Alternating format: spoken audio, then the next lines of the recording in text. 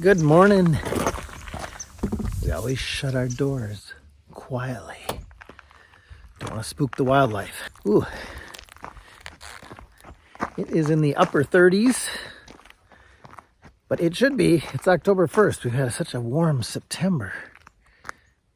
I'm here at Nichols Lake, Lake Nichols, seeing what we might find right here.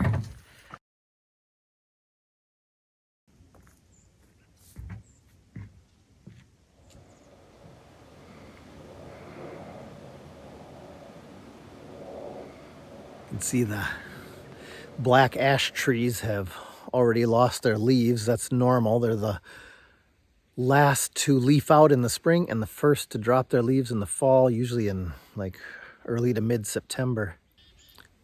Chickadee. Terrible binoculars. I'm getting new ones. Yes, I'm waiting for them. I just bought them. Oh, I'll tell you about them in another episode, but very excited. I've had these since I did a brief stint in Salt Lake City many, many years ago.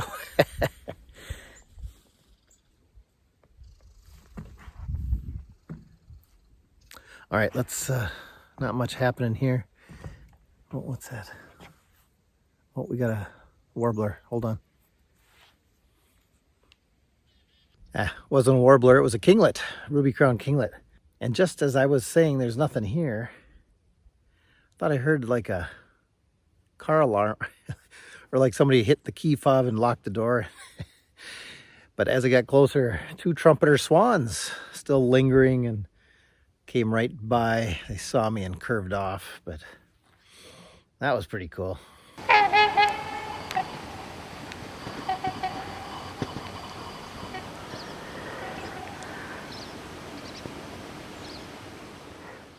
All right, let's kind of move on here.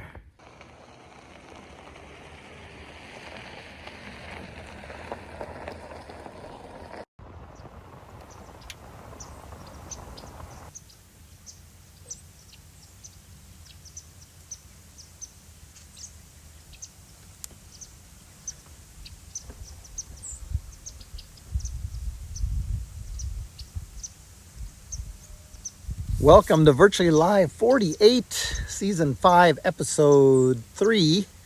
It's October 1st, gorgeous day here at Stony Creek. We're just going to see what we can find today. Well, we've already been out a little bit and found some migrants. We've got a really cool new project where we've got 5 trail cameras out at a really remote beaver pond, nowhere anybody would be walking or going. We're documenting the life of a beaver pond and already got some amazing stuff. I think we're up to 14 species of mammals and 18 species of birds or something. So yeah, I'm going to share a little bit of that with you this time, and I'll probably, every Virtually Live now, I'll probably share a little more. And I'm going to put clips on our Facebook page and group. So check it out. Well, daylight's burning. Let's go. Little chip notes everywhere. A little flock of something just crossed the road here. Let's check it out.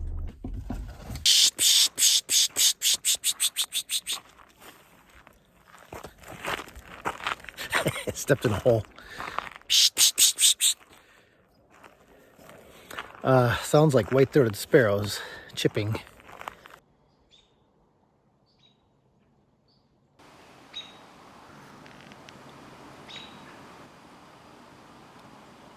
I stopped because I saw some sparrows going into these cattails, and sparrows are really moving right now. First one I pished up was that swamp sparrow. Beautiful swamp sparrow.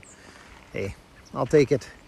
But boy, wouldn't a nice orangey Nelson sparrow be cool? I'm always hoping to find a migrating Nelson sparrow. They nest in cattail and sedge marshes from Hudson Bay all the way down to like northwest Minnesota. So yeah, they still stick to wet cattail-y areas in migration.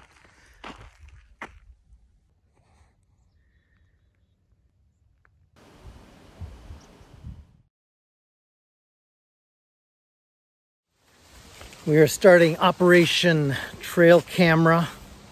Need a catchier name. I was inspired by the Voyager Wolf Project's videos on Facebook. Amazing stuff capturing wolf behavior never before seen. Stuff like eating blueberries and catching fish in shallow creeks and all kinds of behavior. What goes on in the Sax-Zim Bog away from the roads, I mean, it's got to be amazing. We got 4 cameras to start out with. We got the same exact setup they use. And yeah, I'll share with you what we find. Oh my gosh, this is a perfect location. It's a beaver pond with a beaver dam, which animals could use to cross. So I'm gonna put it right here on this birch and see what we get. Yeah, this is kind of perfect. And we're using the Browning Special Ops.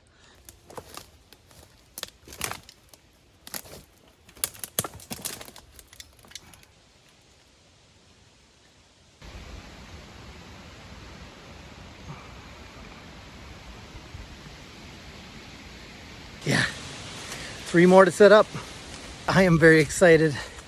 That is like a perfect place for a wolf or an otter or beaver, all fisher, marten, any of those critters to cross. Black bear. And I'll probably let this sit for about a month. Yeah.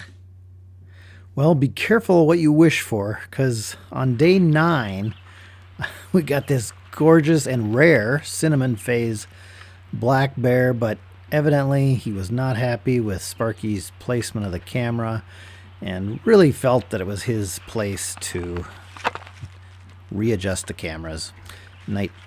Nice shot down his throat there. But yeah, thanks, buddy. Fortunately, he had it way up, angled way up in the trees. It would have been worthless footage because I didn't check it for 3 months, which is a big mistake. But he kind of adjusted it again, and I could flip the video and get some footage. But exactly 2 months later, a black bear decided that, hey, better adjust this camera again. And this time he made it an impossible and terrible angle. I did see one broad-winged hawk perched above because he pointed it up at the trees, but hey, that's the way it goes. So now I'm checking them every week to 2 weeks. Then this happened. Yeah, this bobcat beaver encounter, and about right here I'm thinking this bobcat's gonna jump on the back of this beaver and it's gonna be this amazing in-water fight. I don't know why I thought that. Like many cats, this bobcat is curious and doesn't really know what to make of this aquatic critter.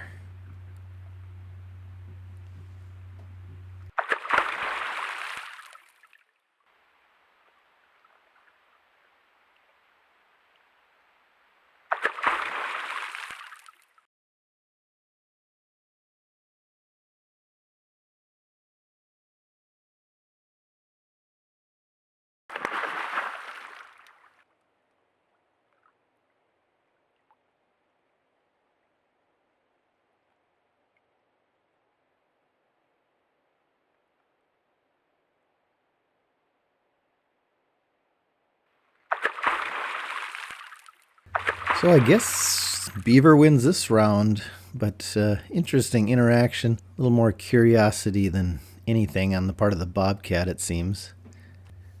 And I'll have a lot more clips for you coming up from the Beaver Pond Trail Camera project. But let's get back to birding the Sax-Zim Bog. I'm here at Fermoy WMA. on the south end of Admiral, and I saw a lot of birds flitting around in here. It is migration time. Most of the warblers have gone through. Sparrow migration is in full swing. So I'm gonna just kind of take a little cruise through here, see what we can find. Oh, here comes 3 robins. This is a tan-striped adult white-throated sparrow. That doesn't mean it's an immature. It's an adult, either male or female. And the ones that we see have the bright white head stripes could be male or female too. But what's interesting is tan-striped always mate with white-striped adults in the white-throated sparrow. Another robin. Ooh, here's a nice Lincoln sparrow. I love that buffy throat with those delicate little stripes. Yeah, gorgeous. And the kinglets, you rarely see the ruby on the ruby-crowned kinglet, but check it out here. Pretty cool. They are migrating in huge numbers right now.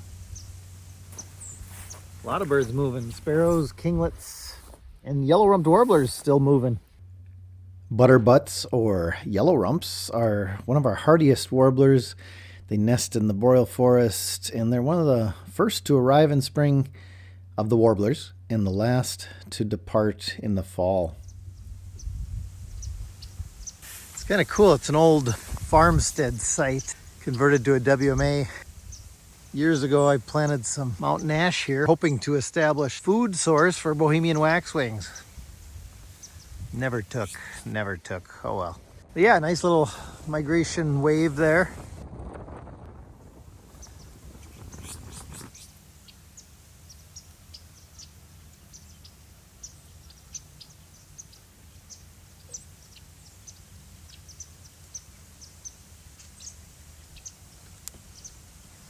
Well, there have been great gray owl sightings already in September. Local birds, no doubt. I haven't seen one, so I'm going to try and find one here on Admiral or McDavitt. I'm driving very slow, but yeah, these would be locals. We wouldn't expect, if there was an eruption, we wouldn't expect to see birds until, November, late November, December, even into January. So, yeah, just going to cruise. Keep my eyes open. Oh, crossbills. White-winged crossbills. White-winged crossbills. Let's see if we can.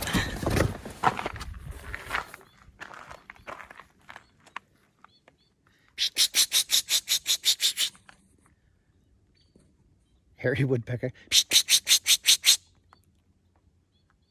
I don't see him. I hear him.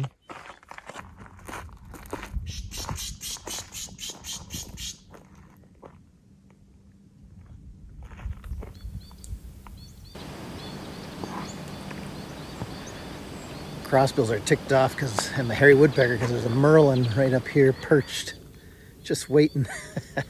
And Merlin's small falcon that eats nothing but birds. And I just kind of sat back and watched the Merlin. When you have something like that, it's always good to just hang with it for a while, see what develops. And wouldn't you know it, I switched to stills, and just then a Sharp-shinned Hawk came in and just dive-bombed on this guy. And I missed it. I got a few photos, but it would have been really cool in slow motion. Oh well, just a neat encounter.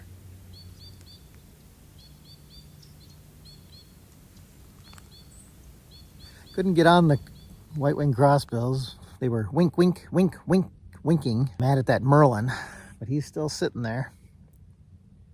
Kind of just dead calm here, October 1st. Maybe I'll try a moose call, huh? Should we try a moose call? I've seen moose on this road before. In fact, one time I was doing bird surveys for the DNR deep in the woods here off Admiral. And I was just minding my own business, and I heard the sticks cracking, and I'm like, oh boy, I hope it's a bear, because a bear wants nothing to do with me, and it was June, and it would have just ran right away, and the trees were all kind of small and stunted, and I'm like, oh boy, I hope it's not a cow moose with a calf. So I'm looking around, looking for a tree to climb, because it was close. Slipped off my backpack, and then This big head comes out of the brush. It's a cow moose, and her ears are back. Her neck hairs are bristling, and I'm like, oh boy. Well, then I just started talking to her in a calm, low voice, you know. They can understand. Just, hey, you know, just me. I'm out doing bird surveys. No meaning no harm to you or your calf. And right when I did that, her ears came back up, her hairs on her neck went down, and she just wandered off. No calf, fortunately. But I do want it on a record that she then stuck out her tongue at me. So, yeah, maybe she had this planned all along. But let's try a bull moose call. Well, this is a cow call to bring in a bull moose. Ah. Ah. Ah. Ah. Ah. Ah. As I was walking back to my car and waiting for a giant bull moose to appear in the road, I noticed the cone crop is huge. This could be good for white-winged crossbills this winter if they come south. Then I got in my car and I thought I heard a screech owl, and I was like getting all excited. And then I looked at my car dashboard, and due to the wonders and nightmare of Bluetooth, it was playing very softly a screech owl call from my phone. Maybe we'll do some real moose calling up in the Superior National Forest here soon. I don't know. Stay tuned.